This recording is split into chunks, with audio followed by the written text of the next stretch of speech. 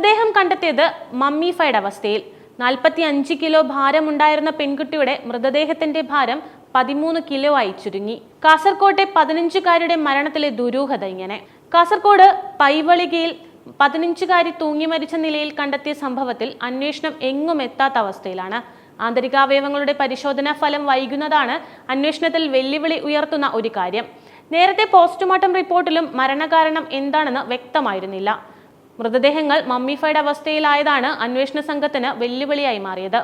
ഈ മാസം 9-നാണ് 15-കാരിയെയും 42-കാരനെയും പൈവളികയിലെ വീടിന് സമീപത്ത് തൂങ്ങി മരിച്ച നിലയിൽ കണ്ടെത്തിയത്. 26 ദിവസത്തെ തിരച്ചിലിനൊടുവിലായിരുന്നു ജീർണിച്ച നിലയിൽ മൃതദേഹങ്ങൾ കണ്ടെത്തിയത്. ആത്മഹത്യയായിരുന്നു പോലീസിന്റെ പ്രാഥമിക നിഗമനം. മൃതദേഹങ്ങൾ ലഭിക്കുമ്പോൾ മമ്മിഫൈഡ് അവസ്ഥയിലുമായിരുന്നു. 45 കിലോ ഭാരമുണ്ടായിരുന്ന പെൺകുട്ടിയുടെ മൃതദേഹത്തിന്റെ ഭാരം 13 കിലോയിൽ താഴെയായിരുന്നു.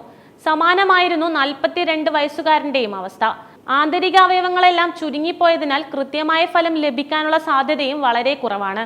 പോസ്റ്റ്മോർട്ടത്തിൽ ആത്മഹത്യയുടെ സൂചനയാണ് ലഭിച്ചതെങ്കിലും അത് ഉറപ്പിക്കാൻ പോലീസ് സർജനോ അന്വേഷണ സംഘത്തിനോ സാധിച്ചിട്ടില്ല. ഒപ്പം മരണകാരണവും കണ്ടെത്തേണ്ടതുണ്ട്. അതിനായി ആന്തരികാവയവങ്ങൾ പരിശോധനയ്ക്ക് അയച്ചിട്ടുണ്ട്.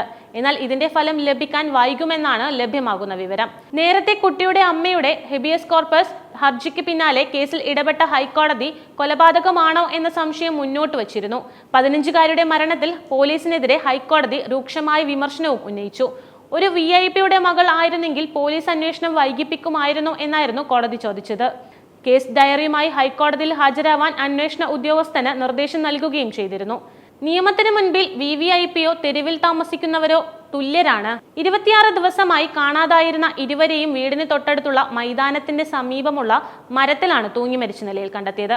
മണ്ടേക്കാപ്പ് മേഖലയിലെ ഗ്രൗണ്ടിന് സമീപമുള്ള മരത്തിലാണ് തൂങ്ങി മരിച്ച നിലയിൽ മൃതദേഹങ്ങൾ കണ്ടത്. മൃതദേഹം കണ്ടെത്തിയ സ്ഥലത്തിന് സമീപത്ത് ഇരുവരുടെയും മൊബൈൽ ഫോണുകൾ ഉപേക്ഷിച്ച നിലയിൽ ഉണ്ടായിരുന്നു. ഇതോടൊപ്പം ഒരു കത്തിയും ഉണ്ടായിരുന്നു. 52 അംഗ പോലീസ് സംഘവും നാട്ടുകാരും സന്നദ്ധ പ്രവർത്തകരും രാവിലെ മുതൽ തിരച്ചിൽ നടത്തി. 7 പോലീസ് സ്റ്റേഷനിലെ ഉദ്യോഗസ്ഥർ തിരച്ചിലിൽ പങ്കെടുത്തു. മൊബൈൽ ഫോൺ ലൊക്കേഷൻ കേന്ദ്രീകരിച്ചാണ് അന്വേഷണം നടന്നത്. ഫെബ്രുവരി 12-നാണ് പെൺകുട്ടിയെ കാണാതായത്. പുലർച്ചെ വീട്ടുകാർ ഉറങ്ങിക്കിടക്കുമ്പോൾ പുറത്തുപോയ പെൺകുട്ടിയെ കാണാനില്ലായിരുന്നു. ആദ്യം മൊബൈൽ ഫോൺ റിംഗ് ചെയ്തിരുന്നുവെങ്കിലും പിന്നീട് സ്വിച്ച് ഓഫ് ആവുകയായിരുന്നു. അതേസമയം അയൽവാസിയായ പ്രദീപിന്റെ ഫോണും അതേ ദിവസം തന്നെ സ്വിച്ച് ഓഫ് ആയതിനെ തുടർന്ന് കുടുംബം സംശയം പ്രകടിപ്പിച്ചു.